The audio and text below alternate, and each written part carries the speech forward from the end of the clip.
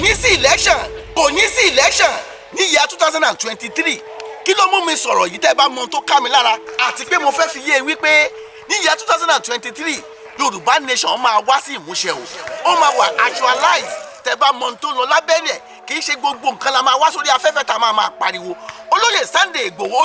ó dúró tán ni o bàbá mi ìyá mi ẹ wá gbọ́ ní tí mo fẹ́ sọ nínú fídíò yìí ọ̀rọ̀ yìí máa ká mi lára o arákùnrin Sulaiman tí wọ́n mà ti fi sílẹ̀ o táwọn Boko Haram mújọ́ kìíní àná ẹ wá gbọ́ ọ̀rọ̀ tó sọ ìtọ́jú rẹ̀ rí ní àgọ́ àwọn Boko Haram àwọn bandits tí wọ́n kidnap ẹ̀ nínú fídíò yìí ẹ máa bá mi ká lọ ẹ gbọ́ ọ̀rọ̀ ẹ dẹ̀ gbọ́ wìrìwìrì. ara àwọn tí wọ́n mú ní èní lára ní kangaroo tí wọ́n wà nínú tírélà 140 ní gbogbo wọn so lára àwọn nǹkan tí wọ́n gbà lọ́wọ́ náà ni wọ́n bá àwọn nǹkan ìjà wọ́n mú wọn ní around 360 something òun ni wọ́n mú wọn tírélà tó wà ń ta yẹn òun ni wọ́n ti mú wọn.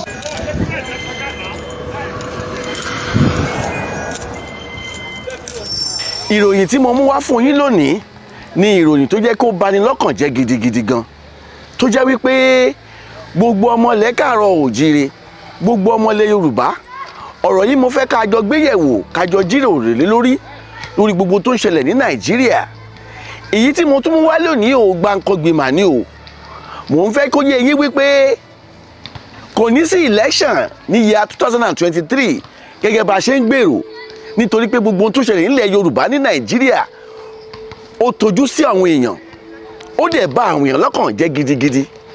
ṣùgbọ́n kàkà ká jókòó ká mọ ibi tí ọ̀rọ̀ Nàìjíríà máa já sí ọ̀rọ̀ election làwọn èèyàn ń bá kiri o wọ́n ní tó dé bá ẹlòmíì tó gbomi lójú ẹlòmíì àwọn míì ń bì kan wọ́n ń yọ̀ ní o arákùnrin kan tí wọ́n ń pè ní Sulaiman tí àwọn Boko Haram mú lẹ́nu bíi oṣù bíi 4 sẹ́yìn bí mo ṣe ń sọ̀rọ̀ lọ́wọ́lọ́wọ́ yìí wọ́n mà ti farákùnrin sílẹ̀ o ṣùgbọ́n mo fi dá yín lójú wípé òbítíbitì owó tó tó 8 million ni wọ́n fi gba àwọn arákùnrin sílẹ̀ lórí ọ̀rọ̀ yìí jẹ́ tó jẹ́ pé ó ṣe kàyéfì tó jẹ́ pé ọ̀pọ̀lọpọ̀ ènìyàn ni wọ́n ṣe ha lórí ọ̀rọ̀ yìí ẹ̀yin tẹ́ rò wípé ọ̀rọ̀ Boko Haram ọ̀rọ̀ àwọn bandits àbáwọn Fúlàní X-Men àbáwọn Fúlàní terrorists tí wọ́n kó àwọn ọmọ wa nílẹ̀ Yorùbá tẹ́ rò pé eré ni arákùnrin tí mo fẹ́ fi hàn yìí òun ni wọ́n ń pè ní Sulaiman tí ìṣẹ̀lẹ̀ sí. ṣé bá sọ pé wọ́n mú ẹni mọ́ sọ ohun tí mo bá gbà. ẹ sọ. ká lọ wí pé àwọn wọ́n mú kidnapper mélòó kan wọ́n pa 20 wọ́n mú 5 wọ́n kó mọ́sínì 20 wọ́n á máa sọ pé àwọn tí wọ́n láwọn kórè o wọn ò mẹ́rin kankan o pé wọ́n mú ọ̀daràn 20 wọ́n gba mọ́sínì kíníkà lọ́wọ́ wọn pa 10 nú àwọn pé àwọn tẹ́lẹ̀ àwọn parí wọn ò mẹ́rin kan nú àwọn pé ẹnì kan báyìí wọn ò nù nú àwọn ìjọba Nàìjíríà irọ́ tí wọ́n máa pa òun rèé wọ́n mọ̀ sọ fáwọn èyí tẹ́ wà ń gbẹ̀kún bẹ́ẹ̀ pé irọ́ ni àwọn tẹ́lẹ̀ àwọn mú làwọn wà pẹ̀lú yín o. ẹnì kan báyìí wọn ò nù àwọn. ṣé ẹ wá ti rí tá a bá sọ fún yín wípé kò ní sí election ní ìyá 2023 ṣáà jayò pa ṣáà parọ́ bí ẹ̀wọ̀n tójú àwọn ọmọ Yorùbá ń rí ẹ̀wọ̀n akárakùnrin Sulaiman yìí ẹ̀wọ̀n tí ojú ẹ̀ rí ní oṣù 4 nínú igbó wọ́n ní ìròyìn ò táfojúbà arákùnrin Sulaiman yìí ọkùnrin tó ọkùnrin ni ọkùnrin tó rẹwà ní ọkùnrin ni ẹ̀wọ̀n tí wọ́n sọ arákùnrin yìí dì ẹ̀wọ̀n tí àwọn Boko Haram ẹ̀wọ̀n tí wọ́n sọ dì ẹ̀wọ̀n tí àwọn bandits tí wọ́n kidnap ẹ̀wọ̀n tí wọ́n sọ dì arákùnrin yìí ó ní mọ́tò Oma bus tó fi ń ṣiṣẹ́ èrò fúnra ẹ̀ ó ṣe wàhálà ó ṣe ìdààmú bí Nàìjíríà tó ṣe le tó arákùnrin yìí gbìyànjú láti gbé oúnjẹ sórí tébù fún àwọn ẹbí rẹ̀ ó ra Oma bus ó fi ń ṣe transport ṣùgbọ́n ìgbà tí wàhálà yìí dé tán tí àwọn ẹbí ẹ̀ bẹ̀rẹ̀ sí ń sá kíjokíjo ìjọba Ọ̀yọ́ state ṣé wọ́n dá sí ni ìjọba Nàìjíríà ṣé wọ́n dá sí ni wọ́n ní ẹni tó kàn òun ló mọ̀ tá a bá ń pariwo wípé kò sí election nítorí pé kò tí ì kàn yín ni election wo gan la fẹ́ ṣe tí ìlú ń dàrú tí ò sí security ní Nàìjíríà election wọn gan lẹ̀ ń pariwo election wo gan lẹ̀ ń pariwo tó jẹ́ pé àwọn ọlọ́pàá àwọn army wọn ṣiṣẹ́ wọn bí iṣẹ́ èyí túmọ̀ sí wípé àwọn ọlọ́pàá fúnra wọn wọ́n mọ̀ nípa Boko Haram ìjọba Nàìjíríà ọ̀gágun orílẹ̀-èdè Nàìjíríà Muhammadu Buhari ó mọ̀ nípa Boko Haram pẹ̀lú àwọn tó kó sòdí tí n bá ṣe pé wọ́n mọ̀ nípa ẹ̀ arákùnrin Sulaiman ń fi yé wa wípé irọ́ ni gbogbo àwọn army àtàwọn ọlọ́pàá ń pa wípé wọ́n apprehend àwọn Boko Haram àbọ̀wọ̀n bandit fídíò yìí mi lè ṣó ẹ̀ fún yín tán ìwọ̀nba ni màá ṣó fún yín torí pé ọ̀rọ̀ ti ṣorí ẹrù ọ̀rọ̀ tó wà lẹ̀ yìí ó ti gbà pérò ṣùgbọ́n ìjọba Nàìjíríà ò fẹ́ ká pérò ìmọ̀tara ẹni nìkan ló ń ṣe wọ́n ẹ wò yà tí arákùnrin jẹ ẹ wo arákùnrin tí mo ṣe ń fi hàn yín lójú amóhùnmáwòrán yìí ẹ wò bó ṣe dàbí ìwèrè ẹ wo tó ń sọ ọmọ ọlọ́mọdì eye weakness lélẹ́yìí tí mo fi hàn yìí bẹ́ẹ̀ làwọn èèyàn sì tún kù bẹ́ẹ̀ tí wọ́n rówó gbà wọ́n ó wá di ibi tí wọ́n ti ń bá àwọn kidnapper wọ́n bá wọn negotiate how can we negotiate with kidnappers nígbà tá a ní army tá a ní àwọn ọlọ́pàá how can we negotiate with terrorists ní Nàìjíríà àwọn ọlọ́pàá máa parọ́ àwọn máa parọ́ pé àwọn ọmọọ̀gá Boko Haram irọ́ ni wọ́n ń pa ṣé ọ̀gá Boko Haram náà ló wọlé bẹ́ẹ̀ ni wọ́n máa display àwọn èèyàn tán wá ní Boko Haram ni wọ́n bandit ni wọ́n irọ́ ni wọ́n ń pa wọ́n mọ ibi táwọn people yìí wà but wọ́n fẹ́ lọ bá wọn nítorí pé àṣẹ ò wá látòkè nítorí pé láti òkè gan wọ́n mọ̀ ń pa Boko Haram wọ́n mọ̀ ń pa bandit àwọn ìjọba Nàìjíríà gbogbo wọn ló mọ̀ ń pa ẹ̀ gbogbo àwọn ọlọ́pàá ẹ̀ ló mọ ibi tán wà arábìnrin tó jẹ́ pé ìyàwó arákùnrin Sulaiman ó tún jẹ́ kó yé wa wípé òun máa ń bá àwọn ọlọ́pàá tí wọ́n máa sọ pé èlò lòun gbé lọ èlò lówó tó gbé lọ fáwọn bandit ọlọ́pàá àwọn àmì ó ti wà bè lọ́wọ́ òun bẹ́ẹ̀ ṣùgbọ́n àwọn àmì wọn lè dé inú igbó tó òun lọ kí ló fẹ́ fi dá wa lójú pé àwọn àmì gan ò kí ń bá àwọn bandit pín owó pọ̀ kí làmì ìdánilójú tó wà ń bẹ̀ wípé àwọn bandit Nàìjíríà wọn kì í bá àwọn ọlọ́pàá pín owó. kí ni plan tí wọ́n ní táwọn Boko Haram tí wọ́n ń fìyà jẹ wá táwọn bandit ń fìyà jẹ wá tí ò lè sí ní tá a lè ṣe. àwọn tó yẹ kó dìde fúnlẹ̀ Yorùbá wọ́n ti tì wọ́n sí exile nítorí àkúnjẹ nítorí ibi tí wọ́n fẹ́ dé. ṣèbí rálì la fẹ́ wá ṣe lẹ́kọ̀ọ́ ó kù bí ọjọ́ mẹ́ta àbọ̀jọ́ mẹ́rin tá a fẹ́ wá ṣe rálì ni wọ́n lọ ká olóyè Sunday Igboho mọ́lé tí wọ́n pa Àdògán àti Alhaji Fatai tí wọ́n pa síbẹ̀ tí wọ́n gbòkú wọn lọ lórí pé wọ́n fẹ́ ká ṣe rálì lẹ́kọ̀ọ́ ṣé kò kí ń ṣe ilẹ̀ Yorùbá ni ṣé wàá rí gbogbo ohun tí ojú ọmọ Yorùbá ń rí báyìí ṣùgbọ́n ẹ̀yin politician yìí ẹ̀yin olówó yìí ẹni enough security ṣùgbọ́n ń bọ̀ wá náà ni ó ń sún díẹ̀ bọ̀ ni arákùnrin Sulaiman yìí ibo lẹ fẹ́ kó ti bẹ̀rẹ̀ níbo lẹ fẹ́ kó ti bẹ̀rẹ̀ bẹ́ẹ̀ làwọn èèyàn wà lọ́dọ̀ àwọn Boko Haram wọ́n wà lọ́dọ̀ àwọn bandit tí wọ́n ti kidnap wọn síbẹ̀ ìjọba Nàìjíríà wà bó ṣe fẹ́ gbà wọ́n jáde àwọn òbí wọn àwọn fámìlì wọn ló ń sáré káàkiri ló ń sá kíjokíjo ló ń sá sọ̀tún ló ń sá sósì bá a bá wí ẹ mú wa bú ni ẹ bẹ̀rẹ̀ sí ń bú wa wípé wọ́n fẹ́ da Nàìjíríà rú ayé Sulaiman tẹ̀ tí wá dàrú ńkọ́ ayé àwọn ẹbí Sulaiman tẹ̀ tí wá dàrú ńkọ́ ṣe mo iye tí wọ́n fi gba Sulaiman sílẹ̀ 8 million lásọ̀rọ̀ ń pa ẹ̀ níbo lẹ fẹ́ kí Sulaiman ti bẹ̀rẹ̀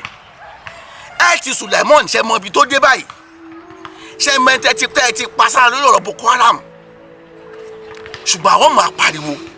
bẹ́ẹ̀ làwọn èèyàn sì ń ṣiṣẹ́ láabi wọ́n ń ṣiṣẹ́ láabi nínú Nàìjíríà nílẹ̀ Yorùbá fúnra rẹ̀ tí ò sí security ìdáàbò ẹ̀mí ò sí rárá àwọn márùn kan ni wọ́n mú lẹ́nu ní Àjà lẹ́kọ̀ọ́ ni wọ́n tún mú bí mo ṣe ń sọ̀rọ̀ yìí wọ́n ṣe àwọn tó máa ń ṣe one chance ni wọ́n mú wọn ọwọ́ pálábá àwọn ti ṣẹ́gi èyí tí mo ṣe ń sọ̀rọ̀ yìí nínú àwọn márùn wọ́n rí mẹ́rin mú ìkànnù wọn ti ẹ̀ ṣekùn bí ikùn àgbè àwọn ìyàwó ẹnìkan àwọn bàbá ẹnìkan ni wọ́n ṣùgbọ́n à ń jẹ́ kó yé yín wípé kò sáàbò tó péye ṣé mọ iye àwọn mẹ́rin tí wọ́n mú yìí ṣé mọ iye àwọn èèyàn tán ti bà ayé wọn jẹ́ ṣé mo yé èèyàn one chance náà máa ń mọ́tò tó máa ń ṣe tó máa ń pè one chance yẹn òun ni wọ́n ń ṣe àwọn ni mò ń fi hàn yín lójú amóhùnmáwòrán yìí tọwọ́ pálábá àwọn ti ṣẹ́gi ṣé mo yé èèyàn tó ti ba yí ẹ̀jẹ̀ tó ti sọ di ẹdun arílẹ̀ wọ́n ní kanu wọn ti ẹ̀tún escape ó gbé POS ó gbé sá lọ ibo la fẹ́ ṣe léyìí dà tó jẹ́ pé ẹ̀mí òde property òde ní Nàìjíríà ẹ wá ní pé election ló tún kàn ṣé election tó bá kàn yẹn ló fẹ́ solve problem tí Nàìjíríà kóra wọn sí ṣùgbọ́n àwọn máa tún tẹnumọ́ wípé àwọn ò ní ìbò kan dì àwa tá a bá ti dúró déédéé lórí ọ̀rọ̀ Yorùbá nation yìí à níbò dì nínú Nàìjíríà nítorí pé slogan Yorùbá nation ni pé Yorùbá nation no going back no going back yẹn kì í ṣe àfiṣe tẹnu kì í sọ̀rọ̀ pé ẹnu májẹ̀mú ni no going back májẹ̀mú ni pẹ̀lú gbogbo àwọn èèyàn tó ti gbẹ̀mí tó jẹ́ agitators táwọn ìjọba Nàìjíríà ti gbẹ̀mí wọn ọ̀rọ̀ no going back yìí kì í ṣeré Yorùbá nation no going back no going back yẹn májẹ̀mú lẹ fi ń sọ ẹlòmíì rò péré ni orí májẹ̀mú náà la sì wáyé pé no going back àwọn mọ̀ pé ìbò yín ẹ lọ dìbò yín ṣùgbọ́n àwọn máa pariwo wípé Yorùbá republic òun la fẹ́ á sì máa tẹnumọ́ nítorí gbogbo rògbòdìyàn tó ṣẹlẹ̀ nílẹ̀ Yorùbá kò tẹ́ gbogbo ọmọ Yorùbá lọ́rùn àwòdì jẹun èpè sanra là ń ṣe nílẹ̀ Yorùbá nítorí pé ẹlòmíì kò sí ní tó lè ṣe ni mo tún gbé òṣùbà mo gbé òṣùbà ribiti fún bàbá kan tí wọ́n ń pè ní Osofia kò sẹ́ni tí ò mọ Osofia Nollywood actor lòun náà ṣé ní gbogbo àwọn celebrity tẹ́yìn ní tán jáde tó ń support àwọn APC tó ń support àwọn PDP tó ń sọ̀rọ̀ tí wọ́n ṣẹnu fetefetefete tí wọ́n sọnù fetefete lórí amóhùnmáwòrán 80% 90% wọ́n ti gbowó ni o èyí tó bá lòun ò gbowó kó jáde kó dìbọ́ǹkì ẹ̀ ìsẹ́dà kó súnmọ́ àwọn tó súnmọ́ APC àbí PDP àbí Labour Party lọ́ọ́ máa ṣe ń gbowó wọ́n fún Osofia ní 10 million naira kò gbà ṣùgbọ́n àwọn míì ẹ̀ máa rí wọn tó máa jáde irú wọn ní Zakọ́jì wọ́n wà bẹ́ẹ̀ náà ní Nollywood actor tó jẹ́ àwọn Yorùbá náà tó jẹ́ pé one way or the other wọ́n gbowó lọ́wọ́ àwọn olóṣèlú ni ǹjẹ́ ìwọ tó ń bá sọ̀rọ̀ pé kò dìbò fẹ́ nìkan èló ni ìwọ gbà tó bá fún wọn náà lówó a mọ̀ pé wọ́n fún ẹ lówó o mọ̀ pé ó fún ẹ lówó òjègúnmọ́yọ́ nínú owó Nàìjíríà tán kó jẹ náà ló ń gbà ṣùgbọ́n ìwọ tó àwọn afún lówó ńkọ́ wọn ò fún ẹ ní kọ́bọ̀ ó dẹ̀ ń pariwo kiri fún àwọn olóṣèlú yìí èló lówó tán fún ẹ èèyàn kan náà wọ́n fà ní 10 million tán bá ti wá fún ẹ ní 100,000 tán ti fún ẹ ní 200,000 wàá rò pé ilé ayé ti parí ẹ máa wá pariwo kiri tíyà dẹ̀ ń jẹ yín tíyà ń jẹ yín nínú Nàìjíríà tẹ́ ẹ lè sọ̀rọ̀ tẹ́ ẹ lè demonstrate èyí demonstration wọn jẹ́ kẹ́ṣẹ́ èyí rally wọn jẹ́ kẹ́ṣẹ́ wọ́n fi ìbọn wọ́n fi àwọn àmì àwọn Fúlàní X-Men Fúlàní ìjọba Fúlàní wọ́n fi ìbọn wọ́n fi pa yín lẹ́nu mọ́ wọn jẹ́ kẹ́ṣẹ́ rally kankan ní Nàìjíríà láti béèrè ẹ̀tọ́ yín ẹnìjọ́ mẹ́ta náà wọ́n ṣe rally kí ni àbájáde rally tí wọ́n ṣe ìjọba Nàìjíríà ò tún dá wọn lóhùn nítorí pé wọn hàn lówó tán fẹ́ san kí wọ́n láǹfààní òyìnbó tẹ́ ẹ fẹ́ dì tẹ́ ẹ mọ̀ pé ìjọba tó bá wà ń bẹ̀ báwo ló ṣe fẹ́ rúlu Nàìjíríà Aṣọ Rock ti gbẹ kò sówó nínú Aṣọ Rock mọ́ wọ́n ti jẹ gbèsè dákú kí ló kù tí wọ́n tún fẹ́ bá nínú Aṣọ Rock ìjẹ́ ẹ̀ná tí mo fẹ́ rán yín létí ni ò tẹ́ ẹ bá ti gbàgbé wípé ààrẹ Muhammadu Buhari 2015 tó fẹ́ di ààrẹ orílẹ̀-èdè Nàìjíríà mo fẹ́ rán yín létí ṣe gbọ́ gbogbo ọ̀rọ̀ tó máa ń sọ lórí ayélujára tó bá gbọ́ ọ̀rọ̀ Muhammadu Buhari ẹ rò wípé Muhammadu Buhari òun ni saviour Nàìjíríà ni nígbà náà ọ̀rọ̀ tí Muhammadu Buhari bá sọ lórí ọ̀rọ̀ ẹkọ́nọ́mì Nàìjíríà ẹ rò pé a ti rí saviour tó máa gba Nàìjíríà là nínú àwọn mẹ́tẹ̀ẹ̀ta tí wọ́n ń pariwo ní táìmù tá a wà ìpọ́n fẹ́ jẹ pírẹsidẹ́ǹtì Nàìjíríà olóyè Bọ́lá Ahmed Tinubu ni Àtíkù ni àbí Òbí èwo ló sọ̀rọ̀ tó ààrẹ Muhammadu Buhari ṣàfẹ́ sọ wípé Muhammadu Buhari tó wà ń bẹ̀ ní yíya 2015 kọ́ ló wà ń bẹ̀ báyìí ni ṣe é fẹ́ fi dá mi lójú pé Muhammadu Buhari ṣé wọ́n ti pààrọ̀ ẹ̀ ni ṣé Jubril Sudan àbí Sudan ló wà ń bẹ̀ ni àbí Muhammadu Buhari ti Nàìjíríà pẹ̀lú gbogbo tí Muhammadu Buhari sọ ní year 2015 ṣó yẹ kí Nàìjíríà tún rí báyìí? ọ̀rọ̀ wọn wá làwọn mẹ́tẹ̀ẹ̀ta ìfẹ́ sọ tó fẹ́ jẹ́ ọ̀rọ̀ tá a fẹ́ gbàgbọ́, gbogbo ẹ̀ pátápátá lórí irọ́ ni. ọgbọ́n àti kẹrànjẹ gbogbo ẹ̀ lórí irọ́ ni. àwọn olóṣèlú yìí tó yẹ ká jókòó ká tún Nàìjíríà restructure, ká tún Nàìjíríà kó jókòó, ṣùgbọ́n wọn ò jókòó. nígbà táwọn olóyè Sunday Igboho tá agitate, ó yẹ ká pè wọ́n fún dialogue ká mọ ibi tá à ń lọ, ṣùgbọ́n wọn ò pè wọ́n. kàkà bẹ́ẹ̀ wọ́n ń lo ọwọ́ agbára ni. gbogbo ọwọ́ agbára tẹ́ ẹ wá lò níbo wá ló já sí? ṣèbáwọn Boko Haram, wọn bandit, wọ́n ti gba gbogbo Nàìjíríà ká báyìí. wọ́n ti gba gbogbo Nàìjíríà, wọ́n ti gbà ká, wọ́n ti dá Àbújá. Èkó ló tún kù tí wọ́n ń bọ̀ báyìí. Èkó tẹ́ ẹ gbójúlé, Èkó náà ló kù tí wọ́n ń bọ̀ báyìí nítorí kí wọ́n ti dá Àbújá. mo fẹ́ kó yé yín wípé àwọn ń pariwo ni o wípé Yorùbá nation, Yorùbá republic òun ni solution, wípé kó ní kálukú máa lọ lọ́tọ̀ọ̀tọ̀. kò sí nǹkan tá a fẹ́ ṣe fúnra wa ju pé kó ní kálukú máa lọ lọ́tọ̀ọ̀tọ̀ lọ. bá a bá ń gba físà wọ ìlú àwọn Yíbò kò léèwọ̀. ẹ ń bá fẹ́ máa gbélé Haúsá Fúlàní kò léèwọ̀ kẹ́ ẹ gba físà kẹ́ máa lọ bẹ̀. ẹ ń bá dẹ̀ fẹ́ dúró sílẹ̀ Yorùbá kó dúró sílẹ̀ Yorùbá.